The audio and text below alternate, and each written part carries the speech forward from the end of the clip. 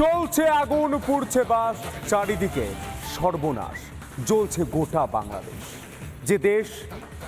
যে দেশ একদিন এই দেশের সঙ্গে অখণ্ড ভারতের অংশ হিসাবে ছিল, সেই দেশ আজ জ্বলছে আগুন, পুড়ছে বাস, চারিদিকে সর্বনাশ। বাংলাদেশ জুড়ে এখন শুধু ধ্বংসের ছবি। কখনো মেট্রো স্টেশন, কখনো সংবাদ মাধ্যমের অফিস, কখনো জেলখানা। তাণ্ডব চালাচ্ছে আন্দোলনকারীরা। ভেঙে গুড়িয়ে দেওয়া হচ্ছে একের পর এক ব্যক্তিগত সম্পত্তি থেকে সরকারি সম্পত্তি। রাস্তার মাঝে দাউ দাউ করে জ্বলছে আগুন। রাস্তায় নামানো হয়েছে বাংলাদেশি সেনা। রাস্তা কাঁপিয়ে ছুটে যাচ্ছে লড়াকু ট্যাঙ্ক। আকাশে উঠছে হেলিকপ্টার। দেশ জুড়ে জারি কারফিউ। আমাদের চেনা বাংলাদেশ এখন যেন এক যুদ্ধক্ষেত্র। কিন্তু এর কারণ কি বলুন তো? শুধুই কি সংরক্ষণ বিরোধিতায় ছাত্র আন্দোলন, না বিদেশি ও মৌলবাদী সংগঠনের ষড়যন্ত্র? আজ বাংলার প্রাইম টাইম তারই উত্তর খুঁজবো। আমি সন্তু রয়েছি, আর আমার সঙ্গে রয়েছে বিশাখা।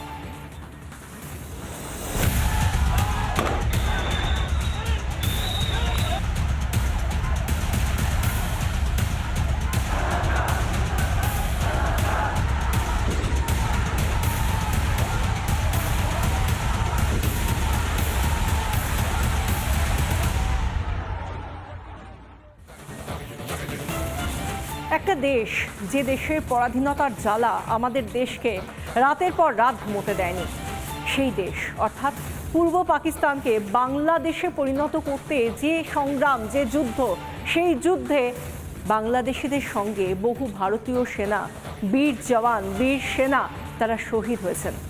যে দেশকে সোনার বাংলাদেশ হিসেবে আজও গড়ে তুলতে চায় ভারত সরকার, সেই দেশটা আজ জ্বলছে। মৃত্যু, হাহাকার, কান্না, আর্তনাদ সেসব তো রয়েছে। সব থেকে অবাক করা বিষয়টা কি জানেন? তাদের নিজের দেশের আন্দোলন, নিজেদের ইস্যুতে, কিন্তু সেই সঙ্গে কোথা থেকে কিভাবে যেন জুড়ে গেল ভারত বিরোধিতা। কিন্তু অবাক লাগছে এটা ভেবে যে কি কারণে বাংলাদেশের অভ্যন্তরীণ সংরক্ষণ বিরোধী আন্দোলনে হঠাৎ ভারত বিদ্বেষ এসে গেল কেন? তাহলে কি আন্দোলনের দিশা ঘুরে যাচ্ছে? তাহলে কি ছাত্র আন্দোলনকে সামনে রেখে, ছাত্রদের ভিড়কে সামনে রেখে আদতে ছাত্রদের ভিড়ে মিশে যাচ্ছে মৌলবাদী সংগঠনগুলো? তাদের কারা মদত দিচ্ছে? কেন মদত দিচ্ছে?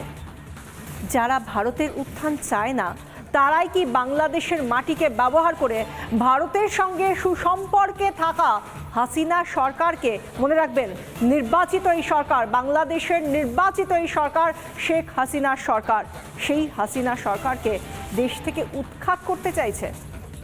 বাংলাদেশের একেবারে নির্বাচিত এই সরকারকে ফেলে দিয়ে বিদেশি শক্তি দ্বারা প্রভাবিত কোনো শক্তিকে কি সে দেশে আনতে চাইছে? যদি আনতে চায়, এই বিদেশি শক্তিরা কারা? যারা মৌলবাদী সংগঠনগুলোকেও বাইরে থেকে অর্থনৈতিক সাহায্য হোক বা অন্যান্য সাহায্য হোক তারা করে যাচ্ছে, এরা কারা? একটু ভেবে দেখুন তো, কাদের সুবিধা হতে পারে যদি এই আন্দোলনটাকে কোনোভাবে ঘুরিয়ে, এর দিশাটা ঘুরিয়ে যদি ভারতের দিকে করে দেওয়া যায়, যদি ভারত বিদ্বেষী আন্দোলন করে দেওয়া যায়, বাংলাদেশের সঙ্গে ভারতের সুসম্পর্ক যদি নষ্ট করে দেওয়া যায়, সেক্ষেত্রে কার, কোন দেশের বা কোন দেশের গুপ্তচর সংস্থার সুবিধা হতে পারে?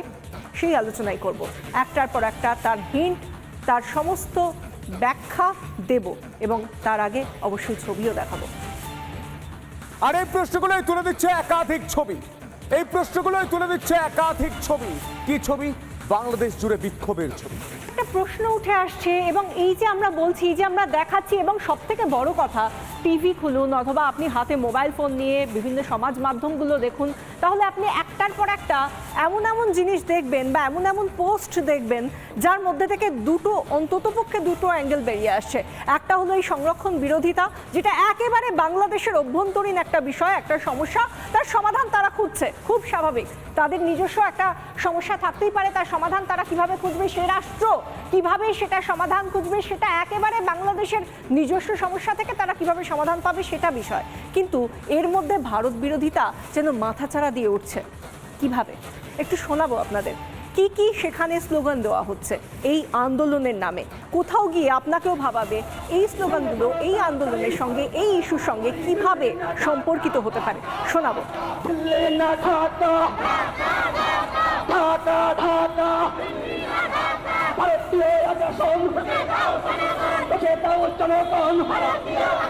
ভারতের মামার বাড়ি, বাংলা ছাড়ো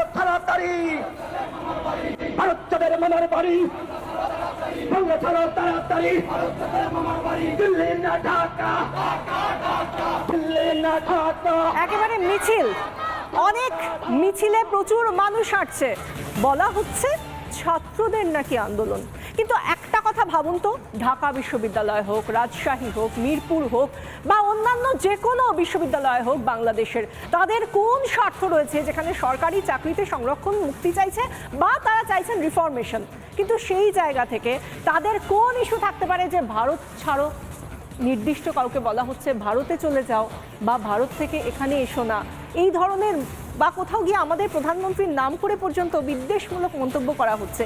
আদতে এই সংরক্ষণ ইস্যুর সঙ্গে কোনোভাবে ভারতের সঙ্গে বিদ্বেষ কোনোভাবে কি উঠে আসে? কোনোভাবে আসে না।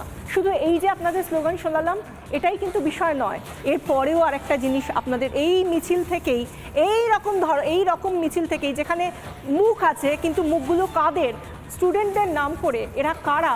এরা কি আদতে এই মিছিলে কোনো স্টুডেন্ট নাকি মৌলবাদী যারা ভারত নিয়ে বিভিন্ন মন্তব্য করছে, বিদ্বেষমূলক মন্তব্য করছে? শুনুন আরও একটা স্লোগান, শুনুন।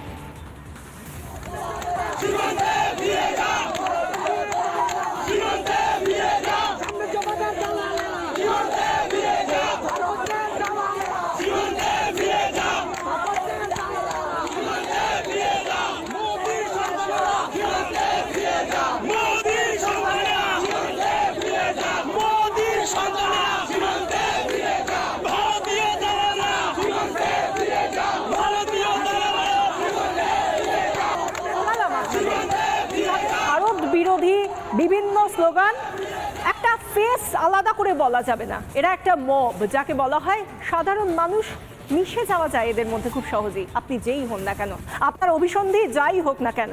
এরকমভাবেই একটা ঘটনা এবার আপনাদের দেখাবো, ঠিক পরের একটা ঘটনা যেখানে আমরা দেখেছি বিভিন্ন রাষ্ট্রীয় সম্পত্তি নষ্ট করা হয়েছে, সেখানে আলাদা করে নির্দিষ্ট করে বলছি একটা কারাগারে আগুন লাগিয়ে দেওয়া হলো। কারাগারে শুধু আগুন লাগিয়ে দেওয়া হলো না, প্রায় 800 বন্দী, যাদের মধ্যে অন্যতম বন্দীরা রয়েছে যারা, তাদের মধ্যে অনেকেই মৌলবাদী সংগঠনগুলোর এমন কিছু বন্দী যারা যদি মুক্ত থাকে দেশে, তাহলে দেশের গণতন্ত্রের স্বার্থে, সার্বভৌমত্বের স্বার্থে সেটা ঠিক নয়, সেই জন্যই তারা এতদিন ধরে বন্দী, তাদেরকে মুক্ত করা হলো। আচ্ছা এবার ভাবুন তো, যে এই যে বলা হচ্ছে যে সংরক্ষণ বিরোধী একটা আন্দোলন চলছে, যার জেরে এত আগুন, এত সংগ্রাম, এত লড়াই এবং এত মৃত্যু, এত আহতের সংখ্যা, তার মধ্যে থেকে কিভাবে এই কয়েদিদের মুক্ত করা হয় যারা কিনা মৌলবাদী বলে চিহ্নিত, যারা দেশের জন্য রাষ্ট্রদ্রোহিতার কারণে যারা ইতিমধ্যেই চিহ্নিত? একটু মনে করে দেখুন তো, যখন আফগানিস্তানের দখল নিল তালিবান, সেই সময় ঠিক সেই দিন 15ই আগস্ট, আমার খুব ভালো মনে আছে, আপনাদেরও নিশ্চয়ই মনে আছে, ভারতের স্বাধীনতা দিবস ছিল, সেই দিন তালিবান দখল নিয়েছিল আফগানিস্তানের। সেই দিন একটার পর একটা জেল থেকে তালিবানরা তারা বন্দীদের এবং যাদের মাথার দাম ছিল কয়েক কোটি ডলার, এরকম মোস্ট ওয়ান্টেড জঙ্গিদের মুক্ত করেছিল। আজকে কেন বলছি এ কথা? কারণ দুটো ঘটনা, মাত্র কয়েক বছরের মধ্যে এই দুটো ঘটনা, কারাগার থেকে বন্দি মুক্ত করা, জঙ্গিদের মুক্ত করা এবং তালিবানদের সেই কারাগার থেকে জঙ্গিদের মুক্ত করা, কোথাও গিয়ে কি মনে হচ্ছে না খুব মিল রয়েছে? যদি থেকে থাকে তাহলে এর পেছনে কাদের উদ্দেশ্য সফল করার জন্য এই কাজ, সেটাও অবশ্যই ভাবতে হচ্ছে।